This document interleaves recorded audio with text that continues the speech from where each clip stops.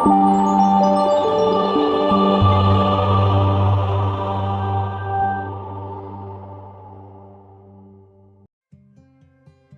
Quick ഫുഡ്സിലേക്ക് വീണ്ടും സ്വാഗതം. അപ്പോൾ ഇന്നത്തെ നമ്മുടെ റെസിപ്പി ചോറിൻ്റെ ചപ്പാത്തിയുടെ ഒക്കെ കൂടെ കഴിക്കാൻ പറ്റിയ നല്ല അടിപൊളി ഒരു മഷ്റൂം മസാലയാണ്. അപ്പോൾ അത് നമുക്കിങ്ങനെ തയ്യാറാക്കുന്നതെന്ന് നോക്കാം. അതിനായിട്ട് ഞാൻ ഇവിടെ മഷ്റൂം നന്നായിട്ട് കഴുകി വൃത്തിയാക്കി ഇതേപോലെ കട്ട് ചെയ്തെടുത്തിട്ടുണ്ട്. ഇനി നമുക്കൊരു പാൻ വെച്ചതിന് ശേഷം അത് നന്നായിട്ട് ചൂടാകുമ്പോൾ നമുക്കിതിലേക്ക് വെളിച്ചെണ്ണ ഒഴിച്ചു കൊടുക്കാം.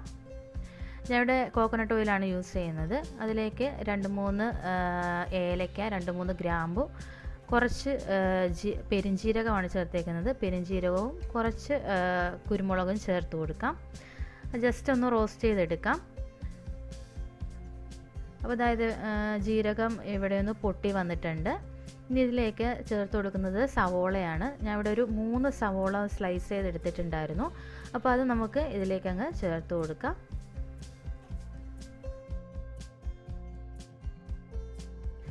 സവോള വളരെ സ്ലൈസായിട്ടാണ് ഞാൻ എടുത്തിരിക്കുന്നത്. നമുക്കൊരു 3 സവോള മതിയാവും. ഞാൻ ഇവിടെ ഒരു 700 ഗ്രാം മഷ്റൂമാണ് എടുത്തേക്കുന്നത്. അപ്പോൾ അതിനൊരു 3 സവോള മതിയാവും. അപ്പോൾ ഇത് നമുക്ക് നന്നായിട്ടൊന്ന് വഴറ്റിയെടുക്കാം.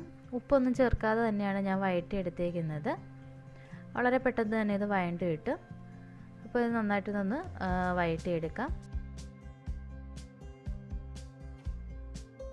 സവോള ജസ്റ്റ് ഒന്ന് വഴണ്ടി വരുമ്പോൾ നമുക്കിതിലേക്ക് 1 സ്പൂൺ ജിഞ്ചർ ഗാർലിക് പേസ്റ്റ് ചേർത്ത് കൊടുക്കാം. അപ്പോൾ ജിഞ്ചർ ഗാർലിക് പേസ്റ്റ് ഞാൻ നേരത്തെ 1 മാസത്തോളം ഇരിക്കുന്ന ജിഞ്ചർ ഗാർലിക് പേസ്റ്റ് തയ്യാറാക്കി ഫ്രിഡ്ജിൽ വെച്ചിട്ടുള്ളതാണ്. അപ്പോൾ ഇതിൻ്റെ റെസിപ്പി ഞാൻ നേരത്തെ ഇട്ടിട്ടുണ്ട്. അത് കാണാത്തവരൊന്ന് കണ്ടു നോക്കുക. അപ്പോൾ നമുക്ക് ജിഞ്ചർ ഗാർലിക് പേസ്റ്റോട് ചേർത്ത് കൊടുത്തതിന് ശേഷം ഇതിൻ്റെ പച്ചമണം ഒന്ന് മാറുന്നത് വരെ നമുക്ക് നന്നായിട്ടൊന്ന് വഴറ്റിയെടുക്കാം. നമ്മൾ സവോള ചേർത്തിട്ട് വേണം നമ്മൾ ജിഞ്ചർ ഗാർലിക് പേസ്റ്റ് ചേർത്ത് കൊടുക്കാൻ വേണ്ടിയിട്ട്. അല്ലെങ്കിൽ നമ്മൾ ആ ചൂടായ എണ്ണയിലേക്ക് ജിഞ്ചർ ഗാർലിക് പേസ്റ്റ് ചേർത്ത് കൊടുക്കുമ്പോൾ ഇത് പെട്ടെന്ന് കരിഞ്ഞു പോകും. അപ്പോൾ അങ്ങനെ വരാതിരിക്കാൻ വേണ്ടിയിട്ടാണ് നമ്മൾ സവോള ചേർത്തതിന് ശേഷം ജിഞ്ചർ ഗാർലിക് പേസ്റ്റ് ചേർക്കുന്നത്. ഇനി ഇതിലേക്ക് ഞാൻ ഒരു പച്ചമുളക് ചേർത്ത് കൊടുക്കുന്നുണ്ട്. ഒട്ടും എരിവില്ലാത്തൊരു പച്ചമുളകാണ് ഞാൻ ചേർത്ത് കൊടുത്തേക്കുന്നത്. നമ്മൾ വീണ്ടും ഇതിലേക്ക് മുളക് പൊടിയൊക്കെ ചേർക്കുന്നത് കൊണ്ട് എരിവ് ഇല്ലാത്ത പച്ചമുളകാണ് ചേർത്ത് കൊടുത്തേക്കുന്നത്. ഇവിടെ കുട്ടികൾക്ക് കൊടുക്കേണ്ടത് കൊണ്ടാണ് ഞാൻ ഇങ്ങനെ ചേർത്ത് കൊടുത്തേക്കുന്നത്. നിങ്ങൾക്ക് ഇഷ്ടത്തിനനുസരിച്ച് ചേർത്ത് കൊടുക്കാവുന്നതാണ്. അപ്പോൾ നമുക്ക് അതും ഒന്നും കൂടെ ഒന്ന് മിക്സ് ചെയ്തെടുക്കാം. അപ്പോൾ എല്ലാം ഇവിടെ നന്നായിട്ടൊന്ന് മിക്സായി വന്നിട്ടുണ്ട്. ഇനി ഇതിലേക്ക് നമുക്ക് തക്കാളി ചേർത്ത് കൊടുക്കാം. ഞാൻ ഇവിടെ അധികം പഴുത്തിട്ടില്ലാത്ത തക്കാളിയാണ് ചേർത്ത് കൊടുത്തേക്കുന്നത്. അപ്പം പഴുത്ത തക്കാളിയാണെങ്കിൽ അതാണ് നല്ലത്.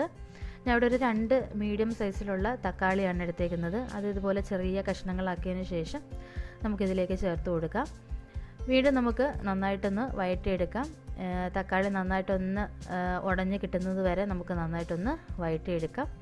ഇതൊന്ന് അടച്ചു വയ്ക്കുകയാണെങ്കിൽ ഒരു 2 മിനിറ്റ് കൊണ്ട് തന്നെ തക്കാളി നന്നായിട്ട് വെന്ത് കിട്ടും. അപ്പോൾ അത് തക്കാളി നന്നായിട്ട് ഒന്ന് ഉടഞ്ഞ് വന്നിട്ടുണ്ട്.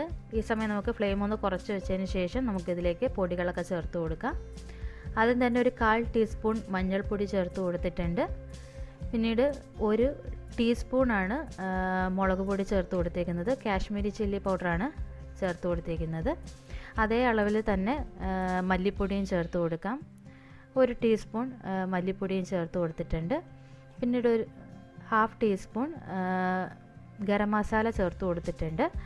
ഈ ഗരം മസാലയും വീട്ടിൽ തന്നെ പൊടിച്ചെടുത്തേക്കുന്നതാണ്. നല്ല ഫ്ലേവറുള്ളൊരു ഗരം മസാലയാണ്. ഇതിൻ്റെ വീഡിയോ കണ്ടിട്ടില്ലാത്തവർ ഒന്ന് കണ്ടു നോക്കുക. ഇനി നമുക്ക് ഈ പച്ചമണം മാറുന്നത് വരെ നമുക്ക് നന്നായിട്ട് ഇതൊന്ന് മിക്സ് ചെയ്തെടുക്കാം. ഈ പൊടികളുടെയൊക്കെ പച്ചമണം നന്നായിട്ട് മാറണം, എന്നെങ്കിൽ മാത്രമേ നമ്മുടെ കറിക്ക് ആ കറക്റ്റ് ടേസ്റ്റ് കിട്ടത്തുള്ളൂ. അപ്പോൾ ഈ പച്ചമണമൊക്കെ മാറി വരുമ്പോൾ ചെറുതായിട്ട് എണ്ണയൊക്കെ ഒന്ന് തെളിഞ്ഞ് വരും. അതുവരെ നമുക്ക് നന്നായിട്ട് ഇതൊന്ന് വഴറ്റിയെടുക്കാം. നമ്മൾ ഇതുവരെ ഉപ്പ് ചേർത്തിട്ടില്ലായിരുന്നു. അപ്പം പാകത്തിനുള്ള ഉപ്പും കൂടെ നമുക്ക് ചേർത്ത് കൊടുക്കാം. മഷ്റൂമിന് ഒരു ചെറിയൊരു ഉപ്പുണ്ട്. അപ്പോൾ അതനുസരിച്ച് വേണം നമ്മൾ ഉപ്പ് ചേർത്ത് കൊടുക്കാൻ വേണ്ടിയിട്ട്. ആദ്യം തന്നെ അധികം ഉപ്പ് ചേർത്ത് കൊടുക്കരുത്. അപ്പോൾ ഇത് നമുക്ക് നന്നായിട്ടൊന്ന് മിക്സ് ചെയ്തെടുക്കാം. അപ്പോൾ നന്നായിട്ട് ഈ മസാലയുടെ പച്ചമണമൊക്കെ മാറിയ എണ്ണയൊക്കെ ഒന്ന് തെളിഞ്ഞ് വന്നിട്ടുണ്ട്. ഇനി ഇതിലേക്ക് ഞാൻ കുറച്ച് ക്യാപ്സിക്കം ചേർത്ത് കൊടുക്കുന്നുണ്ട്. ക്യാപ്സിക്കം നമുക്ക് ലാസ്റ്റ് ചേർത്ത് കൊടുക്കുന്നതാണ് നല്ലത്. ഇതധികം വെന്ത് പോകണ്ട. നമുക്ക് കഴിക്കുന്ന സമയത്ത് ഒരു ക്രഞ്ചിനെസ് ഒക്കെ വേണം. അപ്പോൾ നിങ്ങളുടെ കയ്യിൽ ഉണ്ടെങ്കിൽ മാത്രം ചേർത്ത് കൊടുത്താൽ മതി. ഇത് നിർബന്ധമുള്ള കാര്യമല്ല. അപ്പോൾ അപ്പോൾ ക്യാപ്സിക്കം കൂടെ നമുക്ക് നന്നായിട്ടൊന്ന് മിക്സ് ചെയ്തെടുക്കാം. അപ്പോൾ എൻ്റെ പൊടികളുടെയൊക്കെ പച്ചമണമൊക്കെ മാറിയിട്ട് മസാല നന്നായിട്ട് വെന്ത് വന്നിട്ടുണ്ട്. ഈ സമയം നമുക്ക് നമ്മൾ കട്ട് ചെയ്ത് വെച്ചേക്കുന്ന മഷ്റൂം ചേർത്ത് കൊടുക്കാം.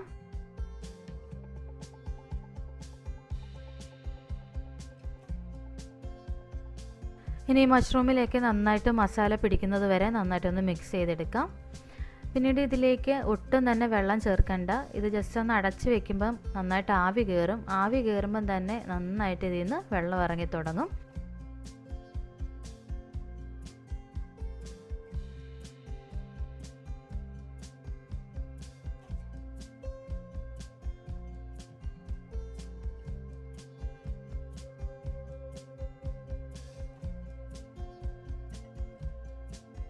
അപ്പോൾ ഒട്ടും വെള്ളം ചേർക്കാതെ തന്നെ ഇതിൽ നിന്ന് നന്നായിട്ട് വെള്ളം ഇറങ്ങിയിട്ടുണ്ട്. ആ ഒരു വെള്ളത്തിൽ തന്നെ നമുക്ക് ഈ മഷ്റൂം നന്നായിട്ട് വേവിച്ചെടുക്കാൻ പറ്റും.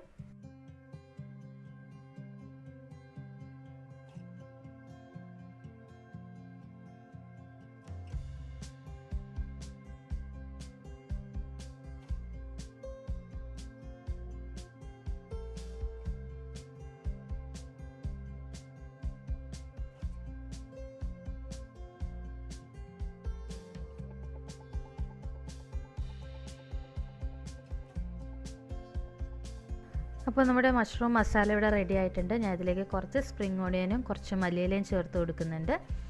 അപ്പോൾ ചോറിനും ചപ്പാത്തിക്കും പൊറോട്ടയുടെ ഒക്കെ കൂടെ കഴിക്കാൻ പറ്റിയ നല്ലൊരു റെസിപ്പിയാണ്. നിങ്ങളെല്ലാവരും മഷ്റൂം കിട്ടുന്ന സമയത്ത് ഇതുപോലെ ഒന്ന് ട്രൈ ചെയ്ത് നോക്കണേ. അപ്പോൾ നമ്മുടെ ചാനൽ ആദ്യമായിട്ട് കാണുന്ന ആരെങ്കിലും ഉണ്ടെങ്കിൽ ഒന്ന് സബ്സ്ക്രൈബ് ചെയ്യാനും ലൈക്ക് ചെയ്യാനും ഷെയർ ചെയ്യാനും മറന്നു പോകല്ലേ. അടുത്തൊരു അടിപൊളി റെസിപ്പിയുമായി വീണ്ടും കാണുന്നവരെ താങ്ക് യു.